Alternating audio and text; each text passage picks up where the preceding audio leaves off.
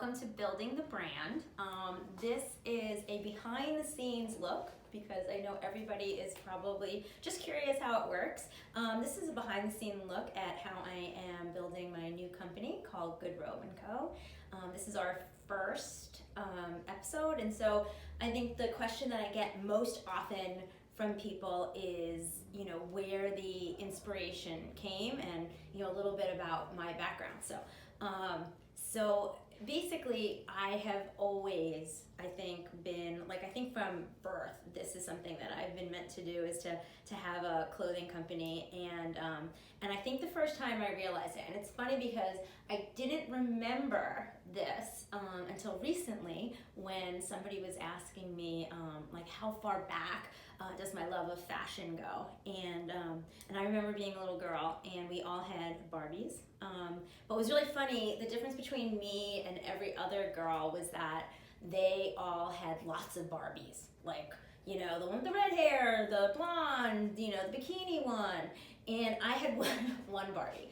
But I had this big trunk of clothes. It was literally just it was technically a travel case, and it was filled with Barbie clothes. And I had the same thing that I would do every time, is that I would take out the Barbie clothes and I would literally lay out all the outfits, and I would put together outfits that sort of segued into the next outfit. So maybe this pair of pants went with, this outfit over here. They could swap the skirt for the pant.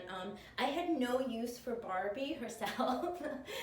It was really just about the visual component of the clothes and sort of the versatility of the clothes. And I think from that point on, I've always just been a student of fashion.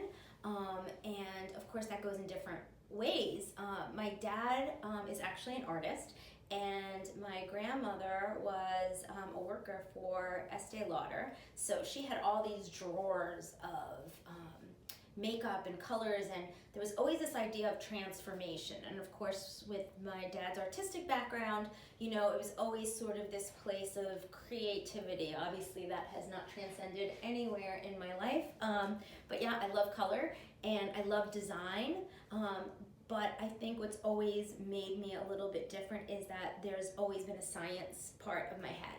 And where a lot of designers or stylists, because I'm technically not a designer, stylists are usually very focused on the actual design work and creating something interesting, and that's wonderful. I love watching the runway shows. I've been to New York, I've seen, and it's great, it's inspiring. But a lot of that is not necessarily something that women wear every day. And it's not really, it's inspirational. It's inspirational, but it's not really accessible. And so the second time that I knew that I would probably be doing something like this is that one of my later memories is that I would stand outside waiting for my mom to pick me up, and it was like a strip center, and I remember watching women go by, and I remember thinking to myself, oh, if they wore this, or if they put that with that, or if they cut their hair this way, or they would look really great. And it's always been sort of this way that my mind works, which is helping women really look good and feel good. And I remember being in college, and I was always the one who was doing everybody's hair and makeup, and I'd be the last one to get ready, and my hair and makeup wouldn't be done, but all my friends would just look beautiful, and I enjoyed that so much more than actually getting ready myself. So, and again, as I got older, different components of this, I've worked in places, and I've always had sort of what my castaways of my clothing. I'd bring my cast-offs to work, and I would share them with other girls who fit. And it was really interesting because I would always pre-sort all of the outfits for each person. I kind of knew, instinctively, okay, this one's for you, this one's for you, this one's for you, and it always ended up that way because I just know how how to understand a woman's style, you know, what she's comfortable in, and then taking that to the next level and making her look great, helping her look great. You know, because a lot of times I don't think people are comfortable with fashion. You know, women, we're supposed to know everything there is to know about fashion, and it's not easy.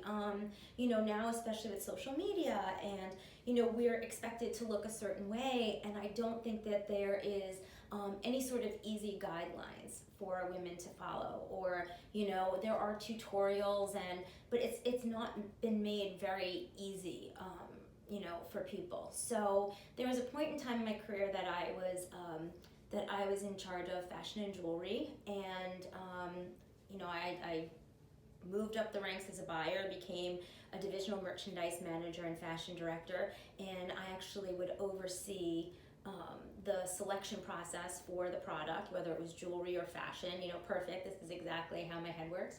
And you know, I would actually lay out the catalog, pick out what was going to go in. And our customer was so very specific, and a lot of times what we found when we were selecting the product is that the product didn't necessarily do anything for a woman.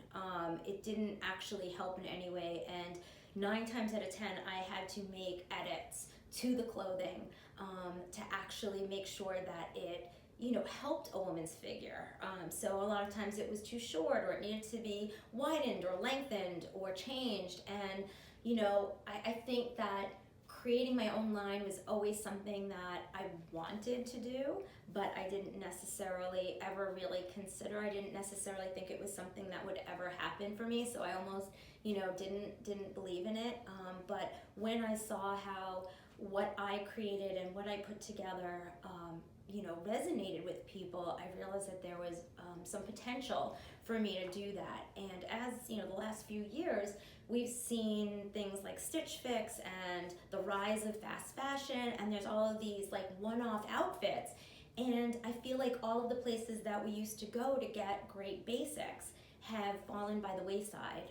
And if not, a lot of times they're just really expensive. I've found some really great pants that are go-to pants for me, and they're all over $200, and I just don't think that that's the way that it should be. So, you know, I feel like Gap's not Gap the way that it used to be, you know, and so we don't have those go-to places anymore where we can get all of our basics and all of our, you know, essentials, our foundation for a wardrobe. So that was literally the thought process behind it.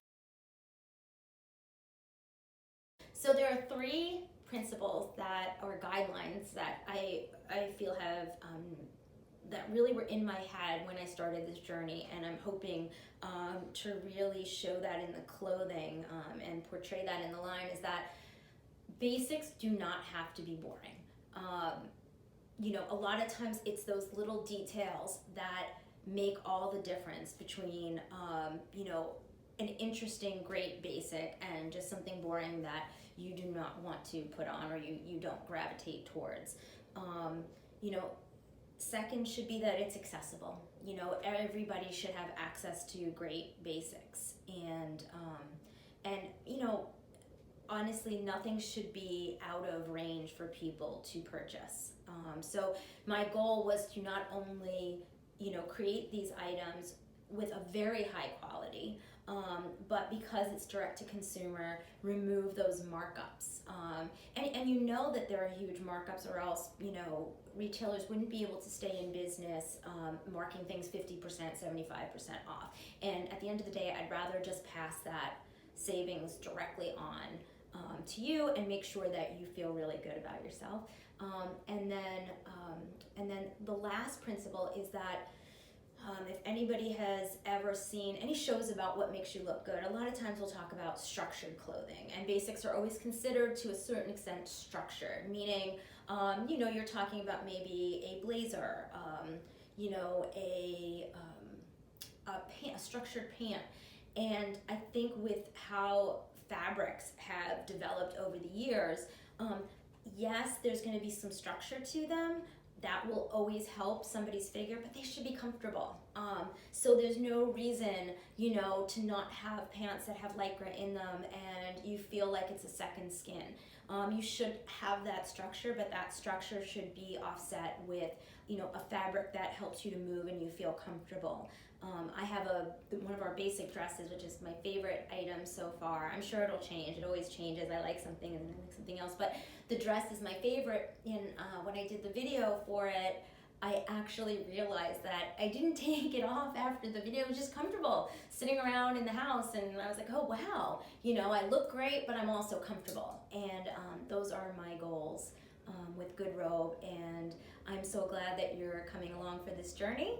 I hope that in the next weeks you know, this was sort of a little bit about me, but coming up in the next few episodes, I'd love to just talk about, you know, the thought process behind it and what decisions I'm making and how do I get a logo. And I can't wait for all of you to see that unfold as it sort of unfolds for me.